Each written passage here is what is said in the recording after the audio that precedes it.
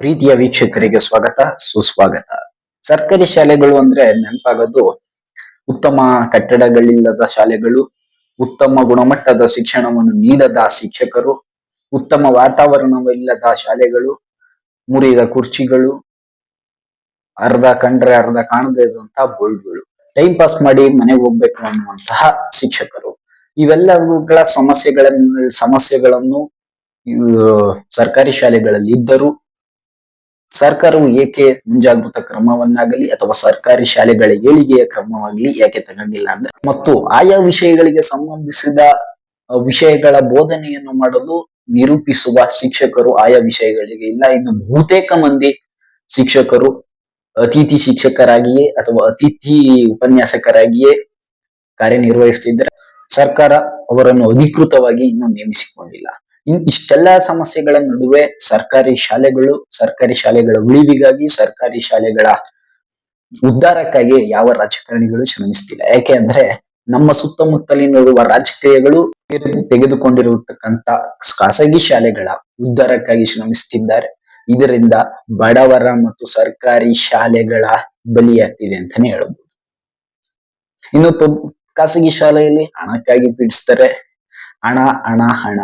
ರೈತರಿಗೆ ಕಷ್ಟ ಇರ್ತದೆ, ಬಡವರಿಗೆ ಕಷ್ಟ ಇರ್ತದೆ. ಇವ್ಯಾವುದನ್ನು ಲೆಕ್ಕಿಸದೆ ಅವರಿಗೆ ಬೇಕಾಗಿರೋದು ಬರೀ ಹಣ.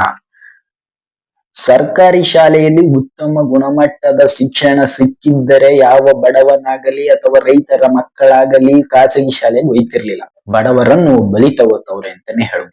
ಸರ್ಕಾರಿ ಶಾಲೆಗಳ ಉಳಿವಿಗಾಗಿ ಈ ರಾಜಕಾರಣಿಗಳು, ಶಾಸಕರಾಗಲಿ, ಸಚಿವರಾಗಲಿ, ಉಪಮುಖ್ಯಮಂತ್ರಿಗಳಾಗಲಿ, ಮುಖ್ಯಮಂತ್ರಿಗಳಾಗಲಿ ಧ್ವನಿ ಎತ್ತುವುದು ಇಲ್ಲ. ಯಾಕೆಂದ್ರೆ ಆಡಳಿತ ಪಕ್ಷದವಾಗಲಿ, ವಿರೋಧ ಪಕ್ಷಗಳಾಗಲಿ ಎಲ್ಲಾ ಪಕ್ಷಗಳಲ್ಲಿಯೂ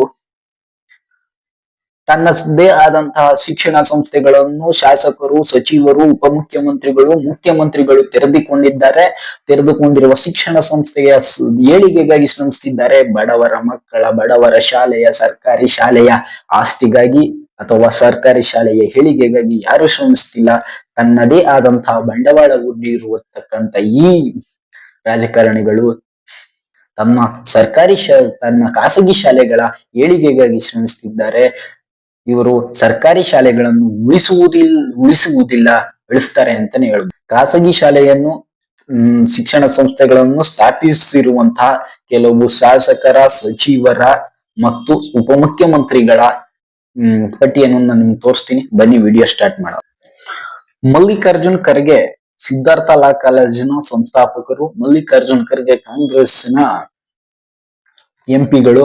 ಇವರು ತನ್ನದೇ ಆದಂತಹ ಲಾ ಕಾಲೇಜನ್ನ ಸ್ಥಾಪಿಸವ್ರೆ. ಇನ್ನು ಉಪಮುಖ್ಯಮಂತ್ರಿಗಳಾದಂತಹ ಡಿ.ಕೆ. ಶಿವಕುಮಾರ್ ಅವರು national hill view public school ನನ್ನು ಸ್ಥಾಪಿಸಿದ್ದಾರೆ. National hill view public school ನ ಅಫಿಷಿಯಲ್ ಚೇರ್ಮನ್ ಇವರು.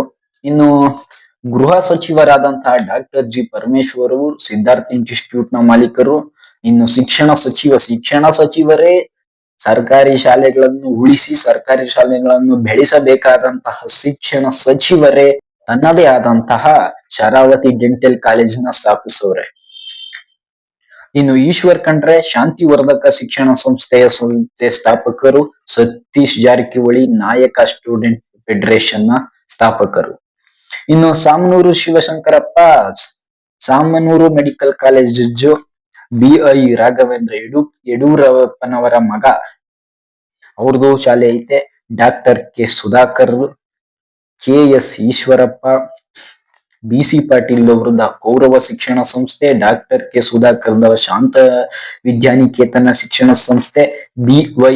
ರಾಘವೇಂದ್ರ ಅವರ ಮೈತ್ರಿ ನರ್ಸಿಂಗ್ ಹೋಮ್, ಕುಮುದ್ವತಿ ಶಿಕ್ಷಣ ಸಂಸ್ಥೆ, ಪಿ.ಇ.ಎಸ್. ಶಿಕ್ಷಣ ಸಂಸ್ಥೆ, GM. Siddeshwara, JM. IT. College, ಹೀಗೆ ಹಲವಾರು ಮುಂತಾದ. ಇನ್ನು ಮುರುಗೇಶ್ ನಿರಾಣಿ ಕಾಲೇಜು, ಪ್ರಭಾಕರ ಕೊರ್ರೆ ಕೆ.ಎಲ್.ಇ.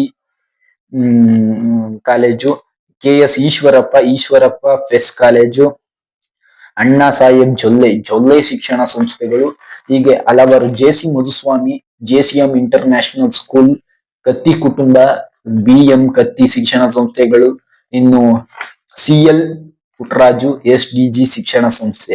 ಇವರೆಲ್ಲರೂ ತನ್ನದೇ ಆದಂತಹ ಶಿಕ್ಷಣ ಸಂಸ್ಥೆಗಳನ್ನು ಸ್ಥಾಪಿಸಿ ತನ್ನದೇ ಆದಂತಹ ಶಿಕ್ಷಣ ಸಂಸ್ಥೆಗಳ ಏಳಿಗೆಗಾಗಿ ಶ್ರಮಿಸ್ತಾರೆ ಹೊರತು ಸರ್ಕಾರಿ ಶಾಲೆಗಳ ಉಳಿವಿಗಾಗಿ ಅಥವಾ ಸರ್ಕಾರಿ ಶಾಲೆಗಳ ಉದ್ಧಾರಕ್ಕಾಗಲಿ ಇವ್ರು ಯಾರು ಶ್ರಮಿಸ್ತಾ ಇಲ್ಲ. ಈ ವಿಡಿಯೋ ಇಷ್ಟ ಆದ್ರೆ ಲೈಕ್ ಮಾಡಿ, ಶೇರ್ ಮಾಡಿ ಮತ್ತು ಸಬ್ಸ್ಕ್ರೈಬ್ ಮಾಡಿ ಅಂತ ವಿಡಿಯೋ ಮುಗಿಸ್ತಾ ಇದ್ದೀನಿ.